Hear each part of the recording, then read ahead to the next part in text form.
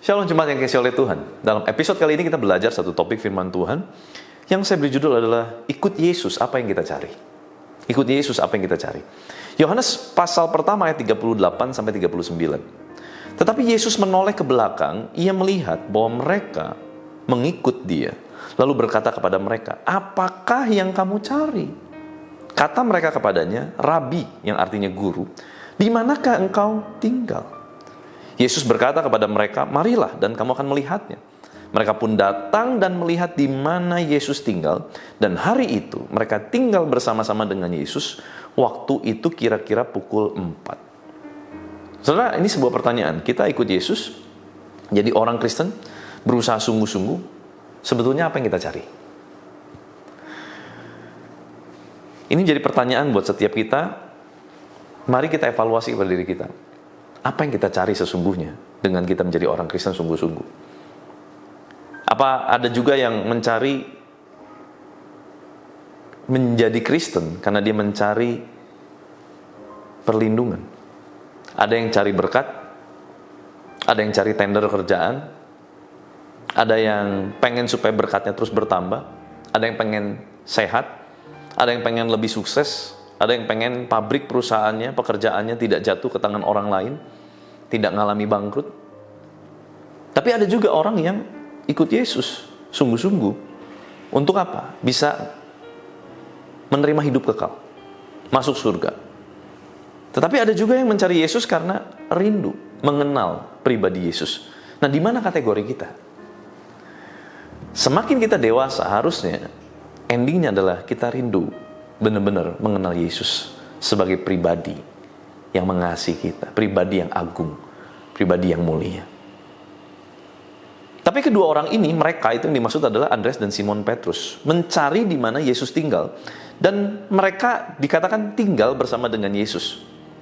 Nah, saudara, kalau ada orang mencari tahu tentang kita dan bertanya di mana kita tinggal, ada beberapa kemungkinan tujuan pencarian itu.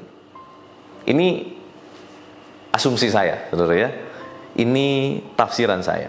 Yang pertama, tujuan pencarian itu adalah kalau kita lihat rumah, yang ditanyakan rumahnya di mana, itu rumah menandakan genuinity kita. Jadi keaslian kita. Di luar kita bisa berdandan menutupi segala sesuatu, bisa tampil seperti orang apa sesuai dengan keinginan kita. Namanya tampilan, etalase, dandanan. Tetapi waktu di rumah, itu semua kita buka. Make up pun kita bersihkan. Gak ada yang tidur pakai make up, sudah. Semua kita buka. Genuinitas kita, genuine kita, keaslian kita.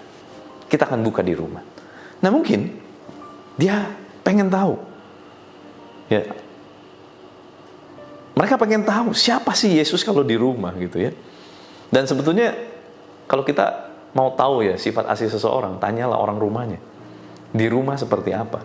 Tanya sama istrinya, tanya sama anaknya, tanya sama suaminya, tanya sama pembantunya. Itu keasliannya akan nampak, saudara ya. Tapi ada kemungkinan kedua juga. Mungkin Simon Andreas berpikir bahwa sang guru punya rumah mewah, lahir di keluarga kaya atau bangsawan yang terpelajar. Mungkin pertanyaannya didorong oleh rasa penasaran dan keingintahuannya. Mungkin juga hanya sekedar kepo, pengen tahu, bisa juga. Tetapi saya lebih memilih keingintahuannya adalah di poin yang pertama tadi. Pengen tahu sebetulnya siapa sih Yesus sesungguhnya. Waktu nggak ada orang melihat, waktu dalam kesendirian, siapakah Yesus? Nah, saudara, ini yang menjadi harusnya kerinduan kita. Mencari Tuhan untuk mengenal genuinitas Yesus dan pribadinya. Keaslian Yesus dan pribadinya. Apakah salah kalau saya ikut Yesus pengen dilindungi? Nggak salah, saudara ya. Apakah salah pengen diberkati ikut Yesus? Nggak salah. Apakah salah ikut Yesus ingin jadi sembuh? Tidak salah sama sekali. Tetapi tujuan utama kematian Kristus di kayu salib adalah memulihkan hubungan manusia dengan Bapa di sorga. Itu tujuan utamanya. Karena hubungan manusia dengan Bapa di sorga putus karena dosa. Itu yang Tuhan mau pulihkan dulu.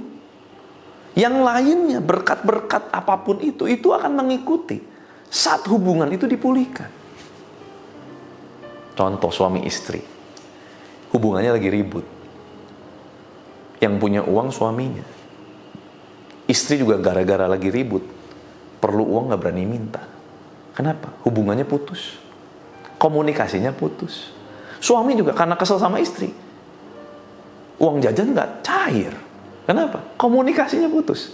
Jadi harus dibenerin apa? Komunikasinya dulu. Hubungan yang putus dibenerin dulu. Itu tujuan Tuhan. Tujuan Yesus mati di kayu salib, memulihkan, mengembalikan manusia kepada kodrat ilahi, yang artinya memulihkan hubungan kita dengan Bapa di sorga. Sebab waktu hubungan kita dengan Bapa pulih, semua berkat-berkat terbaik di sorga itu akan dilimpahkan dalam kehidupan kita. Maka dari itu yang kita perlu kejar adalah pribadinya Yesus, bukan berkatnya Yesus.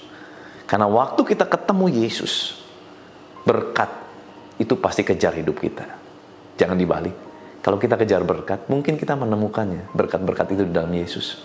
Tetapi kita nggak pernah kenal siapa Yesus. Malang sekali. Padahal yang kita cari hanyalah sementara. Sedangkan kepribadian Yesus yang harusnya kita kenal, itu sifatnya kekal. Sebab nanti ke surga, buat saya, kalau surga kosong gak ada Yesus, percuma saya ke surga. Karena yang saya cari adalah bagaimana saya bisa dekat dengan Yesus. Bukan asal masuk surga, saudara. Mari biar ini menjadi kerinduan setiap kita. Tanpa kita perlu minta perlindungan, minta berkat di dalam Kristus. Waktu kita ketemu dengan pribadinya, kenal, pulih hubungan kita dengan Bapa.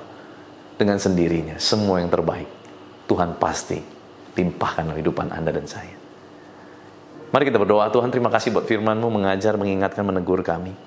Biar Tuhan ampuni kalau selama ini mungkin kami masih cari Tuhan jadi Kristen sungguh-sungguh hanya supaya kami dilindungi, diberkati, sama seperti Ayub menjalankan religiusitasnya supaya betul-betul jangan sampai bangkrut, jangan mengalami kerugian, jangan mengalami hal-hal buruk.